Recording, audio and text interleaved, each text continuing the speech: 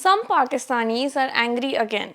This time, they are finding a marriage between two characters in a TV serial to be blasphemous. Shia activists in Dadu and Sindh last week filed a blasphemy case against ARY Digital for airing the TV drama Sher. Now, the complaint alleges that the show insults Sayyids, who are believed to be descendants of the Prophet Muhammad, by portraying a marriage between a Sayyid girl and a non-Sayyid boy. Hello and welcome to The Print. We are back with what is trending in Pakistan for this segment of Go to Pakistan. Now, Sher is a 2025 Pakistani television series starring Danish Taimur and Sara Khan in the lead roles. The drama follows the story of Sher Zaman and Fajar, two individuals from rival families who fall in love, face intense family conflicts, long-standing feuds, and the challenges of forbidden romance. Pakistanis are now divided between defending religious sensitivities and mocking what they see as misplaced outrage. A Twitter user jokingly wrote that Pakistan seems to have more Sayyids than the entire Arabian Peninsula. In Karachi, every third person one meets or comes across is a Sayyid.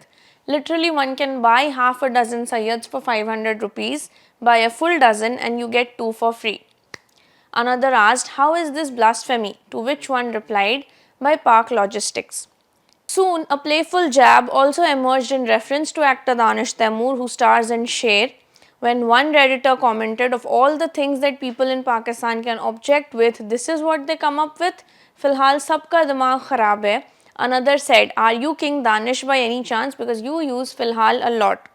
Now, this was a reference to a comment that Taimur had previously made headlines for earlier this year after remarking that although Islam does permit 4 marriages, Filhal, or that is for now, he is content with his wife, actress Aiza Khan, turning the word into an online meme.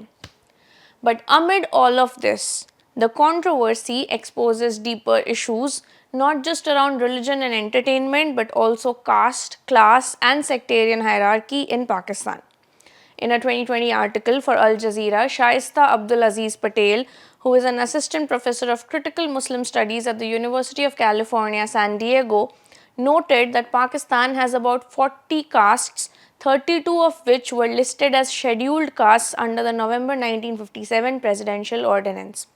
A 2007 report by journalist Zulfikar Shah highlighted how a 6% government job quota for scheduled castes announced in 1948 was never ever ethically implemented and was eventually scrapped in the 1990s. As a result, no political or economic security measures were extended to the scheduled caste communities, who remain vulnerable and are often dismissed as mere religious minorities. Shah, in her article, emphasized that this systemic neglect has left lower caste groups in Pakistan marked for violence with impunity. She also said that the 2016 murder of social media celebrity Kandil Baloch, though was largely framed in moral and gendered terms, also did carry caste undertones. Pakistani anti-caste activist On Gurmani was one of the few public figures who actually drew attention to that dimension, which was ignored by most journalists and scholars.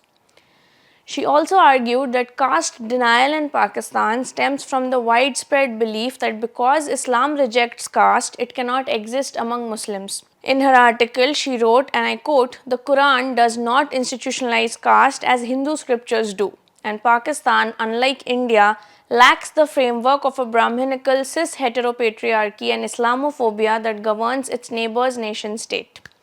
However, caste in Pakistan manifests through religious, social, economic, and gendered hierarchies.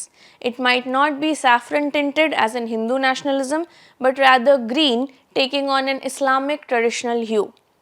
Sindhi anti-caste scholar Ghulam Hussain has also argued that Sayyidism or Sayyid supremacy, the notion that Sayyids as supposed descendants of Prophet have a pure lineage and have a deeper religious authority, and they function as a form of upper caste hegemony.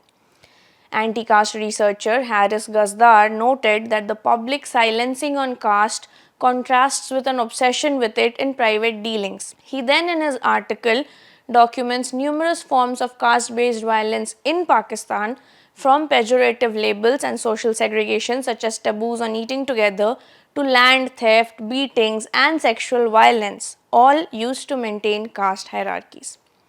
Now, upper caste Muslims in Pakistan often invoke Islamic purity laws to rationalize such discrimination, claiming that lower caste Hindus and Christians consume haram or forbidden food.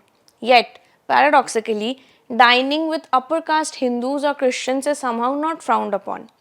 Now, these notions of purity have become intertwined with the Islamic ideas of Pak, which is pure, and Napak, which is impure, in Pakistan's casteist interpretations of Islam.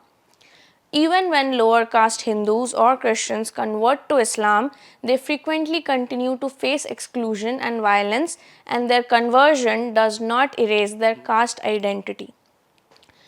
Now, in the country, there is also a persistent misconception that caste is a rural phenomenon which is confined to provinces like Sindh and Punjab. In reality, as researchers argue, caste dangerously circulates as common sense in major cities as well. Sayyidism, as both a social and political structure of dominance, remains deeply embedded in Pakistani society and its diaspora, a fact that was starkly illustrated by the outrage over this TV show. Twitter users chose to employ their quintessential humor to counter Pakistani social and cultural realities, and one Twitter user called it a delusional superiority complex, while another user said, "Glad to see Shias in a Sunni dominated field." This is Devdatta for The Print. Keep watching for more such videos.